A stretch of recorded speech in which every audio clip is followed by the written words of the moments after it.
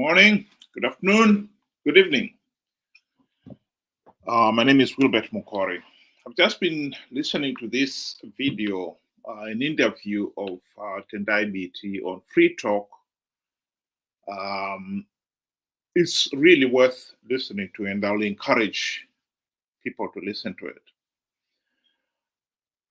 For this afternoon, I would like to focus on the issue of politics. He gave a really good talk on the economy, and I totally agree with him.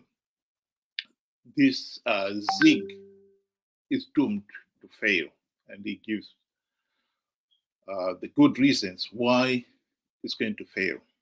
And for somebody who knows, who has been Minister of Finance, he can go into even greater detail.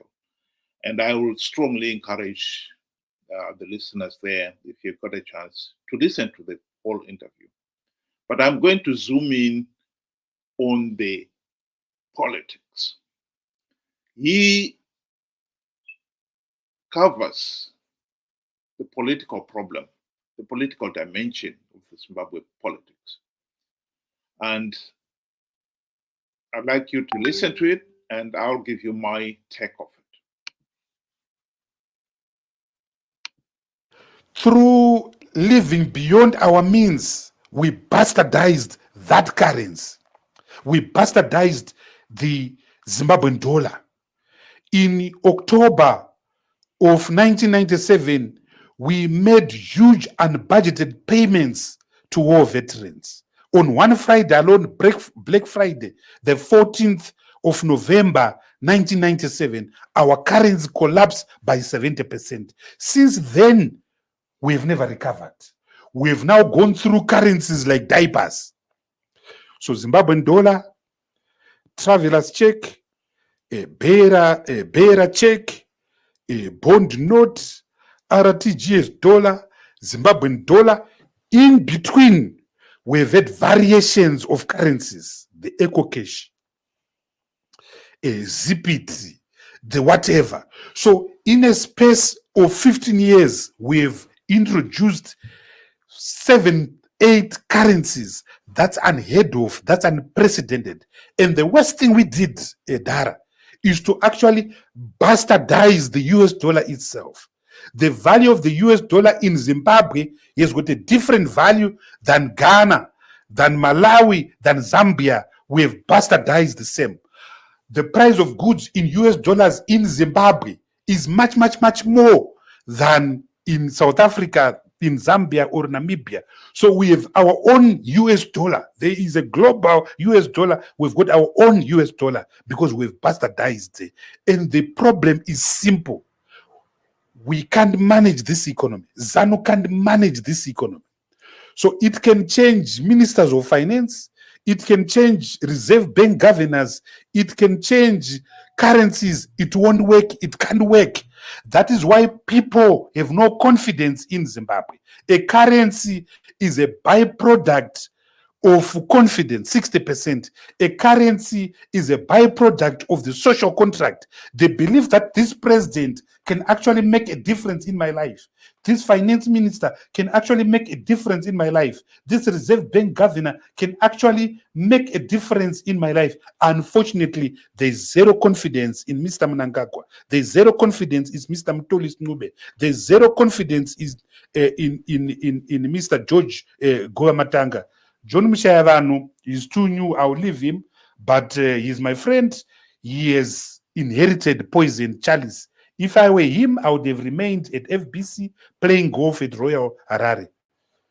But you speak about a big problem that we have, something that is endemic in our society, that you say that we bastardize the value of the United States dollars. Correct. And this is normally around profiteering and also political mischief, which you have been blamed on as a politician yourself and as opposition leaders, that you are the ones who are responsible, chiefly responsible for ensuring that people disobey their government. Business people are actually looking to push regime change agenda by manipulating prices and manipulating the economy. so that you prove that Zanu PF is not competent? It's fiction, Dara. Zanu PF blames everyone except it will blame sanctions. It will blame the opposition, but not itself. The buck starts and ends with Zanu PF. The buck starts and ends with Robert Mugabe. The buck starts and ends with the Shek building in Rotondo. They must accept full responsibility of the mismanagement of this economy. I bleed, Dara, when I go to places like Zambia, when I go to places like Kenya. We used to be way ahead of those countries. We used to be way ahead of these countries. I've said in a meeting recently that at independence in 1980, Kenya's GDP was $7 billion. Zimbabwe's GDP was $7 billion. Now Kenya is a $264 billion economy. We're a $25 billion economy. So we have scored on goals. We have suffered from self-induced policy distortions. We have refused. I'll stop it there for a minute. I think it is important to define the responsibility of each and every one of the stakeholders. No one can deny that Zanu PF is responsible for the mismanagement, for the corruption, the rampant corruption, the rigging of the elections, the tyrannical rule, etc., etc. But we also need to zoom in on what is the responsibility of the opposition in Zimbabwe. My belief is that the people of Zimbabwe have risked life and limb to elect MDC, Tendai Biti and Company, into power for the primary purpose that they would implement the democratic reforms to stop Zanu PF rigging the elections. As long as Zanu PF has got the carte blanche powers to rig elections, Zanu PF will remain in power. That has been the dilemma. And when Tendai Biti and Company launched MDC in 1999, they promised that they would bring democratic change. They called their party the Movement for Democratic Change. And I would like the listeners to focus on what the MDC CCC's responsibility these last 23 years has been. And let's hear what Tendai Biti is saying to address that very point. Used to be democratic. It is not an accident that that countries that are successful have gone through political renewal, have gone through political change. South Africa attained democratic rule very recently, 25-30 years ago. It has had 4 presidents: Zuma, Mbeki, Mandela, Motlanthe. In May, it is going to have another election. Take Zambia, Kenneth Kaunda, Chiluba, Rupia Banda, my friend, President Manawasa, President HH. We are stuck with 2 presidents, Emerson and Robert. Without the power of the state to renew itself, its economy will not renew itself. Its politics will not renew itself. Its economy will not. So Zimbabwe is trapped in a time frame. It's like someone pressed the freeze button and ran away with the remote control. Which is why when you drive in our roads, in Chendambuya, the road is like it was built in 1932. If you go to growth points like Murewa, like whatever, they're like something out of a horror movie captured in colonial Rhodesia in 1951. So we have remained trapped in a time warp because of a selfish liberation movement that operates on the doctrine of entitlement, the doctrine of impunity, and zero-sum game. If I can have it, no one else can have it. That is true. That is the problem with Zanu PF. But what is the solution? The solution was we must have democratic change. We must implement democratic changes to stop Zanu PF having these carte blanche powers to rig elections and to stay in power. We have got to understand what the opposition's responsibility and what we are tasking them to do, what we expected them to do. We should not be fooled by people like Tendai Biti. They would, like he correctly said, Zanu PF will blame everybody else for the country's problems except itself. But we also have got to accept here that the opposition will blame everybody else except themselves. That is the issue I would like to underline in this interview. Let's listen to him again. A liberation movement that is still fighting a war that finished 45 years ago in 1979. That's the price we are paying. It's a political problem. Some people have then also argued that Zanu PF and the ruling government at the moment is doing as it pleases because there is no opposition. You've failed to put an alternative. What is your view on that? There are two sides of the coin. You don't need to do right. You just have to do right. So whether or not there's an opposition, surely it's wrong to steal. There's massive corruption in this country. Surely it's wrong to mismanage the economy. Surely it's wrong to have high inflation. As for the opposition, I'm here to speak about economics, but the people of Zimbabwe should put their house in order and confront Zanu PF. We can't go on like this. We have to put our house in order. That is the problem. Why did we elect the opposition if the ordinary person in the street is supposed to confront Zanu PF? We can't keep on moving the goalpost. People have risked life and limb to elect the opposition so that when they are in power, they confront Zanu PF. The opposition were in power. Yes, some people have said they've never formed a government. Yes, that is true. But the GNU, it was a government of national unity. It wasn't a Zanu PF government. It wasn't an MDC government, a government of national unity. And the government of national unity was formed after the global political agreement negotiated with SADC.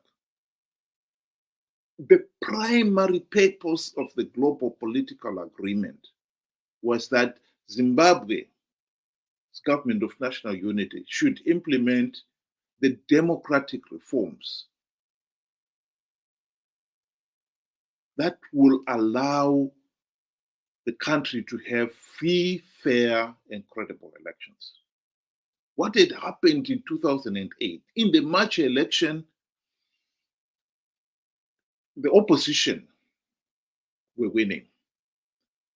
And before the results could be announced, Zanu PF operatives, Mnangagwa, even boss of leading that, stepped in, stopped ZEC from announcing the results, and then they took another 6 weeks to cook up the results and announced results that gave the opposition the majority in parliament, but more significantly, denied Morgan Tsvangirai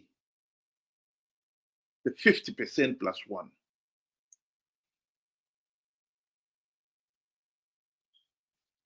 they gave Morgan Tsvangirai 47% of the vote, just enough to force the runoff. And during the runoff itself, they used wanton violence to beat the electorate so that Mugabe then became president. The GNU was supposed to implement the democratic reforms to stop that blatant cheating and the wanton violence in our elections and restore the basic freedoms and human rights of all the citizens. That was the purpose of the GNU. Why did the opposition, Tendai Biti and company, fail to implement even one token reform during the GNU? That is what should be asked here. And I can play this. Tendai Biti to give future generations a chance. We can't have a country where more than 4 million people are living in the diaspora. We can't have a country where the longest queue in that country is the queue to the passport office because everyone is trying to live. We can't have a country where 73% of its professionals, its top doctors, its top scientists are scattered all over the world. Something is not right. We have to make Zimbabwe right. We are patriots. We love this country. But there's a problem, and the elephant in the living room is politics. The elephant in the living room is Zanu PF. We have to confront it, and the Constitution allows us to confront it peacefully and constitutionally in Section 59. But let us be fair here, Honorable Biti. When you say Zimbabweans need to put their house in order, what exactly do you mean that they need to put their house in order? Look. If I come to your house and I destroy the Jura wall, you've got a duty to protect your house. So we as Zimbabweans have a duty to protect our dignity. We have a duty to protect our mental sanity. We have a duty to protect our livelihoods. And so we have identified the problem. The problem is Zanu PF. So we have a duty to protect our livelihoods, our dignity, and our sanity. And the people would argue that they put their house in order because, as you were responding, you said an election was stolen, and coming to this space that we now have ZIG, an election had been stolen. That's what you said, and those who had come to assist Zimbabwe have all gone. Now, the people of Zimbabwe will argue that they supported the leadership of the CCC, which you are part of, and they believe that they played their part. You let them down. Look, I think that the demarcation between the people and their organizations shouldn't be met. We are as good as the organizations that we have, and we are all in it together.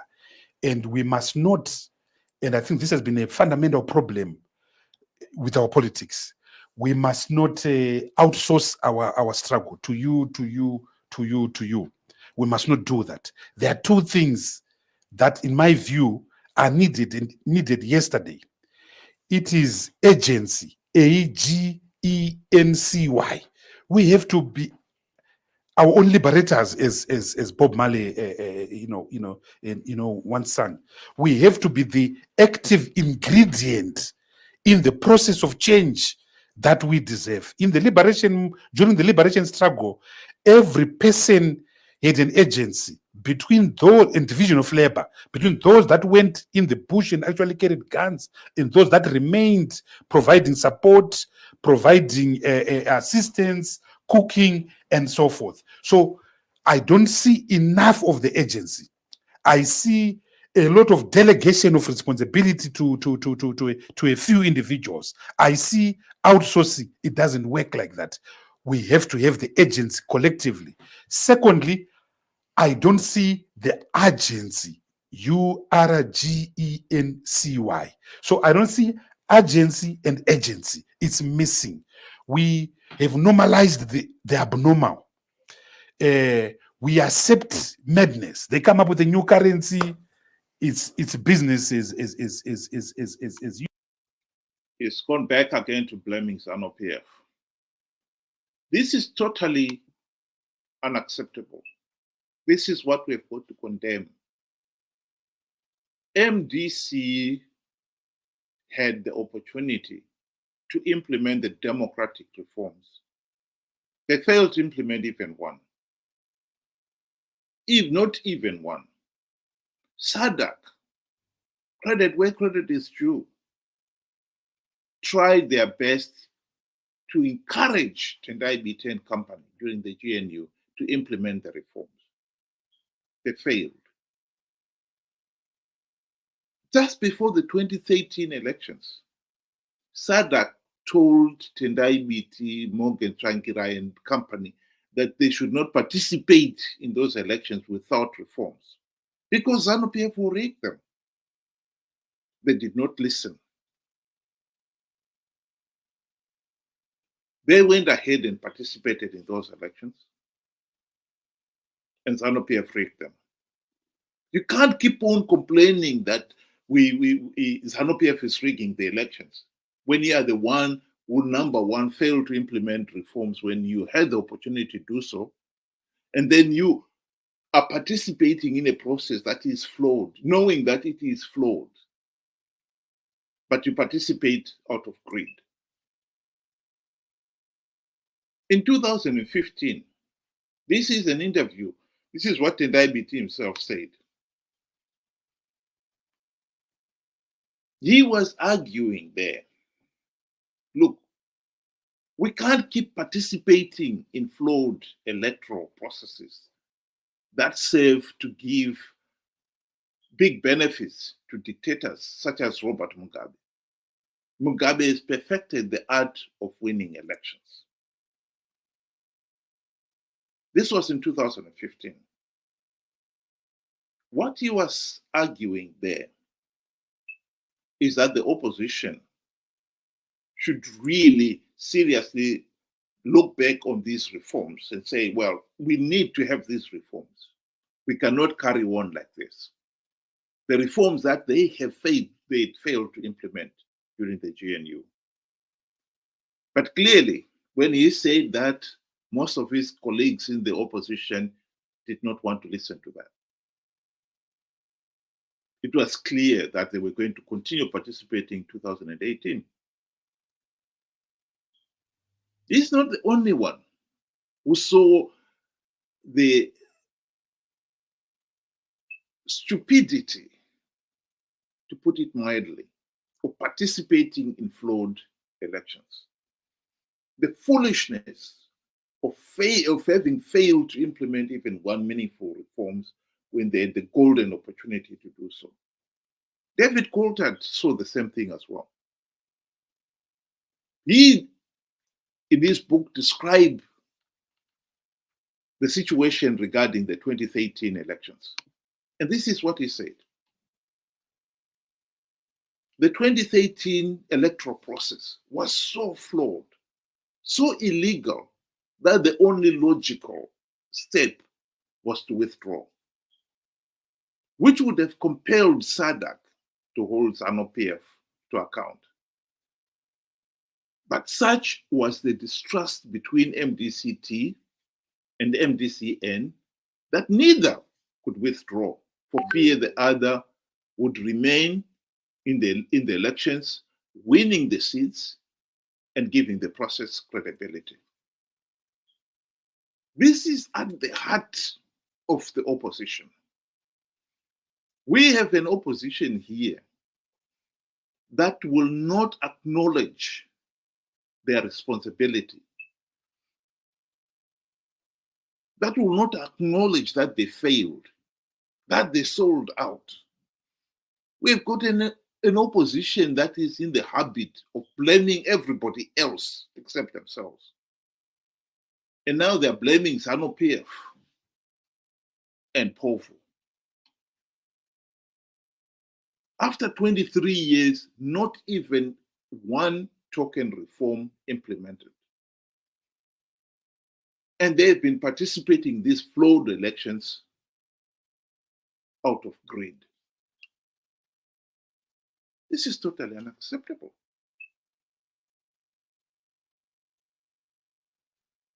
last year's elections, the 2023 elections, everybody said, this is just, we are going back, repeating the same mistake, participating in a flawed electoral process that we know that at the end of the day will give Zanu PF legitimacy. They participated. Tendai Biti fought hard to be the CCC candidate for Harare East. He was only, some would say he was cheated out of that, but he would have participated if he had succeeded. He participated knowing fully well that participating will give Zanu PF legitimacy. And yet here he's being interviewed. What is happening here? And he denies it. He pretends he doesn't even know it. The problem is not him and his colleagues. The problem is the people. We don't have the sense of agency. People have risked life, livelihoods, and limbs to elect Tendai Biti and company these last 23 years. They have failed to implement even one meaningful democratic change. And I think it is important that the people themselves should realize that the opposition leaders that we have, the MDC, CCC, they have proven to be incompetent, corrupt, and utterly useless. The realization of that reality is important, is the first step in revising. This time we should learn from the mistake so that the coming elections in future, we elect people whom we have a clear idea what we want them to do, and we hold them responsible for carrying out that task. A vague idea of will bring about democratic change. Many people out there have no idea what that democratic change is. And no wonder Tendai Biti and company failed to implement even one reform and got away with it. How can you blame Tendai Biti for failing to implement reforms when you don't even know what those reforms are yourself? Zimbabwe is a failed state. Zimbabwe has got the potential of becoming the South Korea of Africa. We can still pull ourselves out of this mess and become a rich and prosperous nation again. But first, we have to have voters, the electorate that is educated, informed, and diligent. As long as we have an electorate that can easily be conned into participating in flawed, illegal elections, because somebody stand around and say, no, CCC is going to win big. I've plugged all the vote rigging loopholes. When in fact that is utter nonsense. As long as we have an electorate that is like that, Zimbabwe is not getting out of this mess. We need voters that are informed, knowledgeable, and diligent. After 23 years of MDC CCC, the people of Zimbabwe should at least know that MDC, Tendai Biti and company have sold out. They are corrupt, incompetent, and utterly useless. This whole interview he gave, he never acknowledged that CCC leaders sold out. Of course, the gentleman was asking him the question is absolutely right. The opposition have let the people down. People like Tendai Biti know fully well that the opposition have let the people down. He wants to pretend that the opposition did nothing wrong. He is the one who said that statement in 2015. We can't keep on participating in flawed electoral processes that serve to give big benefits to dictators like Robert Mugabe. And yet, when he realized that the rest of his opposition friends were participating, he went on to participate in 2018 and was only disappointed that was shouldered out in last year's elections. But when he saw the chance to step back, he did.